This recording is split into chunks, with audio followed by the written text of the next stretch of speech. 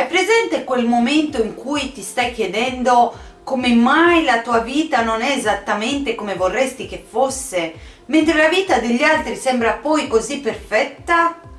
Ecco, è così che io mi sono avvicinata al trading.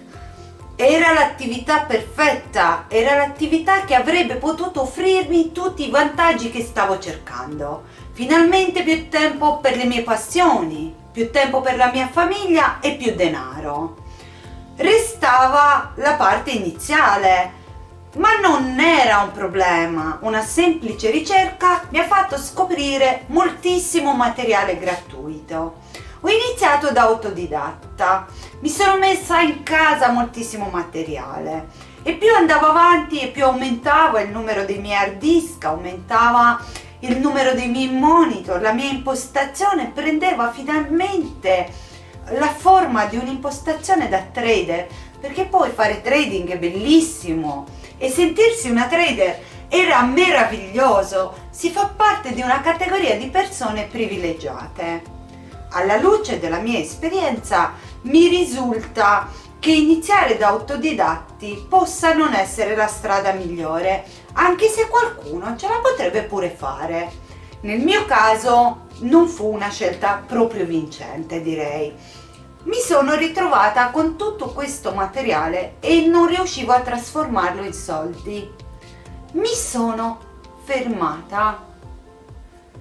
Ho dovuto fare una scelta. Lo trasformavo in soldi o smettevo. Siccome sono una persona piuttosto tenace, ho scelto di andare avanti e ho scelto di affidarmi ad un professionista. Ma come deve essere un professionista?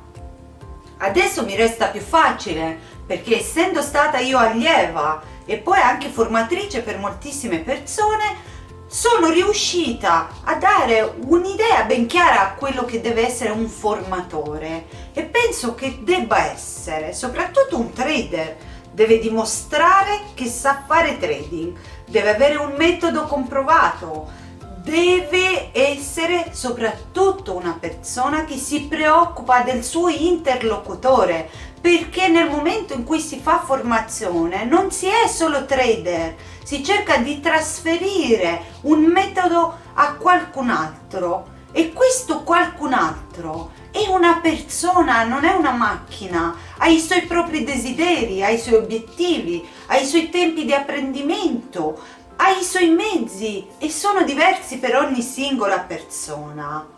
Evidentemente la preoccupazione all'inizio di questa attività fa pensare molto al rischio. Ci troviamo intorno, almeno io, ma mi risulta anche molte altre persone che ho seguito, persone amiche, familiari, che in buona fede ti chiedono: cosa stai facendo? Sei sicuro di quello che fai? Sembra un'attività rischiosa.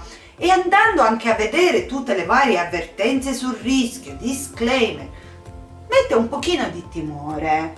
Io inizialmente l'ho presa un po' alla leggera, devo dire. Nel fare questo percorso da trader però ho scoperto, ed è quello che oggi mi dà il grande vantaggio di questa attività, che è proprio la gestione del rischio a fare la differenza. La gestione comporta la conoscenza del nostro patrimonio, di un buon metodo di gestione del denaro, ma anche di un buon metodo di gestione psicologica della nostra attività. Questo si trasforma in un grande vantaggio, non è più così rischioso come sembra in partenza. Si capisce che il trading è come una qualunque altra attività che sì comporta dei rischi, ma che sì sono controllati, e che sarebbe molto più rischioso stare fermi, non avere degli obiettivi, non andare in quella direzione.